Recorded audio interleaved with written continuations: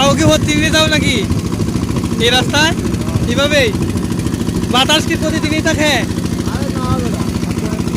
মাঝে মতো বাতাস প্রচন্ড বাতাস হয়। সবাইকে আদাব ও নমস্কার। তো আজকে বাড়িতে যাচ্ছি, তো প্রচুর বাতাস, দেখেন হাওরে কত ঢেউ।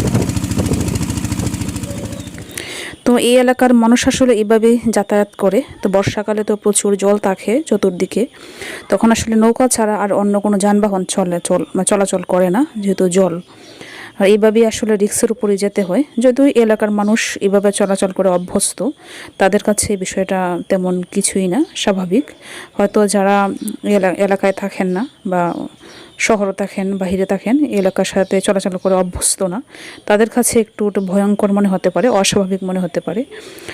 অনেকে আছে, আমাদেরও মানে পরিচিত অনেকে আছে যারা বাহিরে থাকে, হঠাৎ করে বেড়াতে আসে গ্রামে। তো এরকম ঢেউ দেখলে আসলে তারাও অনেক ভয় পায়, আসতে চায় না, অনেক ভয় পায়। তো আমরা আসলে এরকমভাবে চলাচল করে অভ্যস্ত, তো আমাদের কাছে বিষয়টা তেমন কিছু মনে হয় না, স্বাভাবিক মনে হয়। আর মোটামুটি এই এলাকার মানুষ সবাই সাঁতার জানে, যেহেতু এরকম হাওড় এলাকায় জন্ম, সবাই মোটামুটি সাঁতার জানে, তো ভয় পায় না। তো আসলে সাঁতার জানলেও অ্যাক্সিডেন্ট তো অ্যাক্সিডেন্টই, অনেক সময় অ্যাক্সিডেন্টও ঘটে, এদিকে বিভিন্ন ধরনের অ্যাক্সিডেন্ট ঘটে সাঁতার জানার পরেও।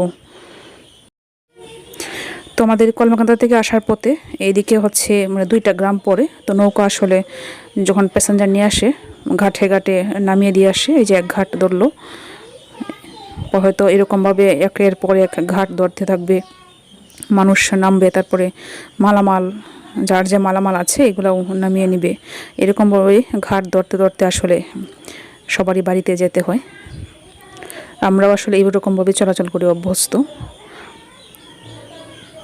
আগে যখন মানে বাড়িতে থাকতাম, বাড়িতে থেকে পড়াশোনা করতাম, তখনও আমরা এইভাবেই চলাচল করতাম। আজকে বাতাস বেশি থাকার কারণে অনেক ঢেউ।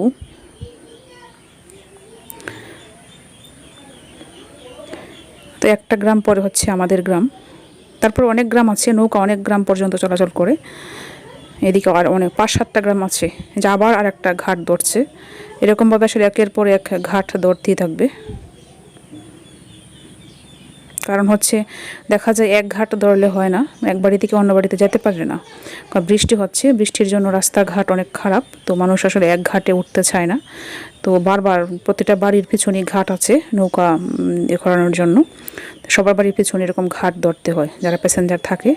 সামনে হচ্ছে আমাদের ঘাট, আমাদের বাড়ির পাশেই চলে আসছি, এই সামনে আমাদের ঘাটটা। এই যে এটা হচ্ছে আমাদের ঘাট, এই যে আমাদের প্রয়া রিদি আমরা আসছি, এই জন্য তারা আমাদেরকে নিতে আসছে।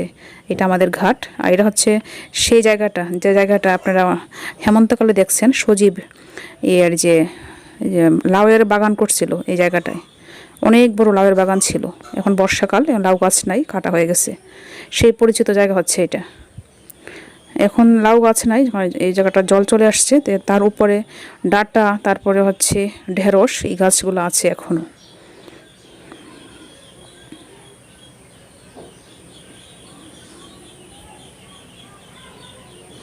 তো বাড়িতে চলে আসছি। আবার অনেকেই প্যাসেঞ্জাররা অপেক্ষা করতেছে নৌকার জন্য, যে নৌকাটা আসছে কলমাকান্দা থেকে, এটা আবার ব্যাক করবে কলমাকান্দা, তারা হচ্ছে আবার কলমাকান্দা যাবে, এই জন্য এই নৌকার ঘাটে ওরা অপেক্ষা করতেছে নৌকাটা কখন আবার আসবে।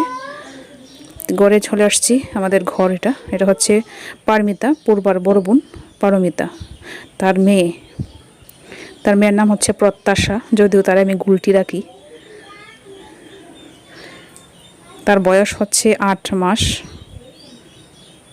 একটা শাওন হচ্ছে কথা বলতে পারে না, একটা বাক প্রতিবন্ধী। সেই ব্যাগটা হচ্ছে আমার, সে ভাবছে সজীবের, সে সজীবরা করে নিয়ে যাচ্ছিল, সজীবের হাতে ছিল, তো ভাবছে সজীবের। এই যে আমাদের গুলটি।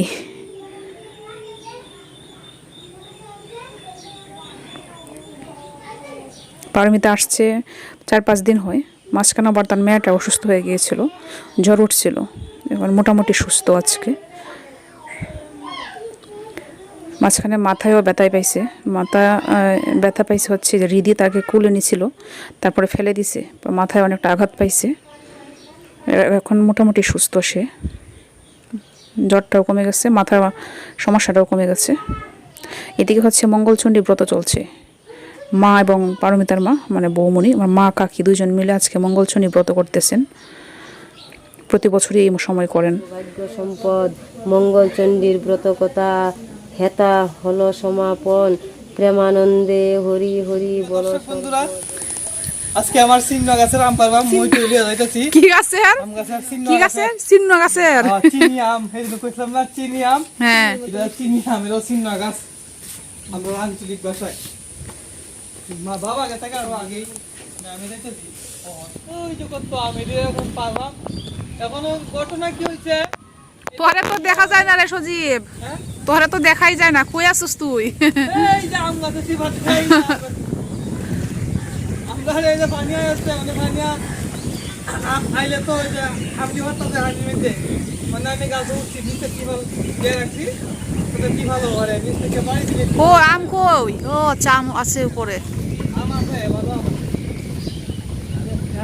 এবার কাঁচা আম মিষ্টি হয় না কাঁচাই আইলে মানে কাঁচা মাথা দেড়াই হয় গাছ রাখি দে রাখি দে। আরো উঠে উঠে লাগবো গিয়া উঠে চলো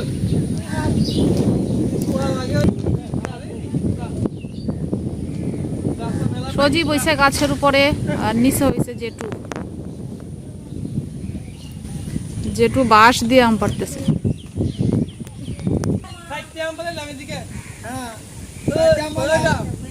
নিচে পালা, ত্রিপালে উপর পালা।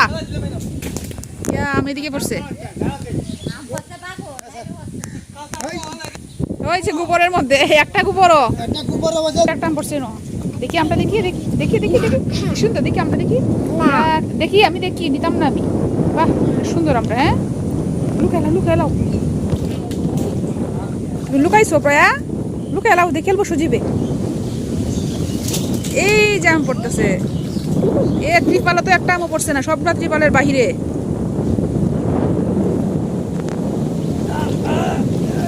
যে একটা পড়ছে ত্রিপালে, ত্রিপাল দিছে আম পড়ার জন্য কিন্তু সব আম জলে পড়তেছে বাহিরে পড়তেছে, ত্রিপালের মধ্যে পড়ে নাই। এই যে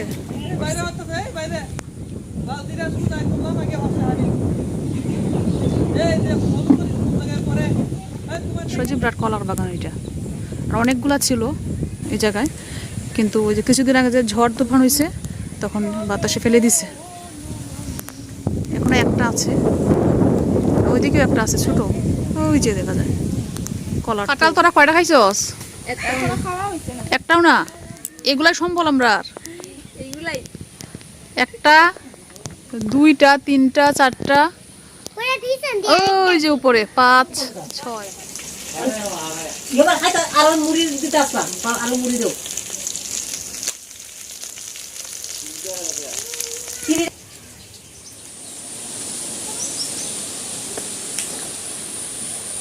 গতকালকে ওয়েদারটা অনেক ভালো ছিল, কিন্তু আজকে আবার সেই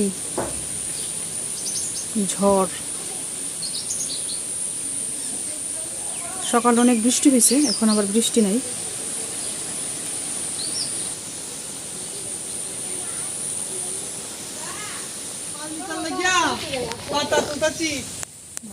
তুই চালো কি জন্য? হ্যাঁ এনে কি করস? এদিক থেকে পছন্দ এ সবাই দেখা যায় নে। তোমরা সবাই এখানে কি করো? কুমড়া পাতা নিতে আসছি। কুমড়া পাতা দিয়ে কি করবে? শীতলের বড়া করব। শীতলের বড়ার জন্য কুমড়া পাতা নিতে আইছস? হ্যাঁ এই যে সজীব এই তো পাতা পাতাছি আর ভিতর লাগিয়া প্রথমে কচি দিন লাগিয়া তো কচি দিয়ে এমনি তো শুরু হয়ে যায় আগার আর কি আজকাল থেকে কচুরি তাক হ্যাঁ ইয়েগুলা দে, বয়স্ক গুলা দে। মোটারে এটা উঠছে এই যে আমরা গুলটি, আমি তার নাম দিছি গুলটি। গুলটি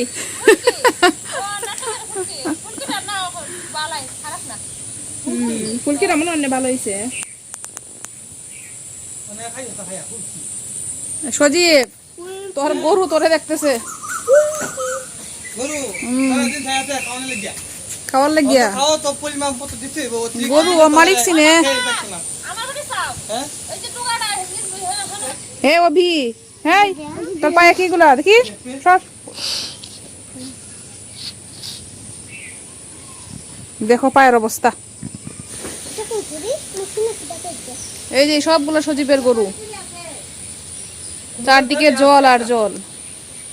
এই যে ছোট একটা কোমরে পাচ্ছি সাবধানে নামিস, ধরতাম না তখন লাগবে দেখিস কিন্তু। মিষ্টি কুমড়া হয়েছে যেগুলো মিষ্টি লাগে, মিষ্টি লাউ। এটা চাল কুমড়া।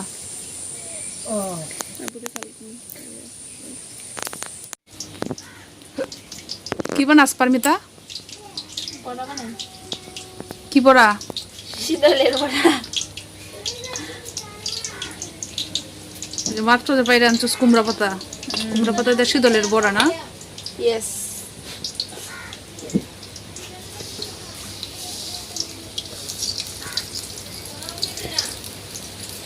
এনে কি কি দিছস? হলুদ, মরিচ, লবণ সবকিছুই দিছি। এটা কি শীতল ভর্তা? শীতল ভর্তা আগে বানাইছস?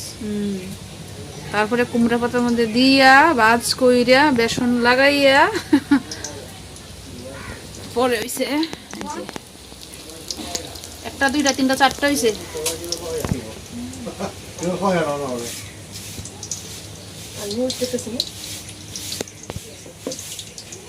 কত কিছু খাওয়া যায় না পারমিতা?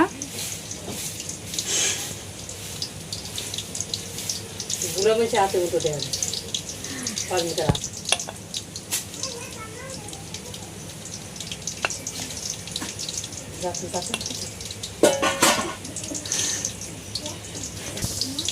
আগুন কই পারমিতা? আগুন ছাড়াই আমরা বলা করি। আগুন ছাড়াই বড়া খরচ তো অনেক সময় লাগবো, পেটও তো চেউ মেউ করতেছে।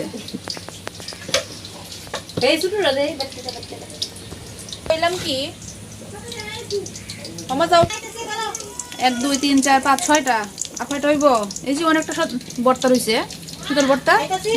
পাতা তো কম, 1 2 3 4 5টা পাতা রইছে।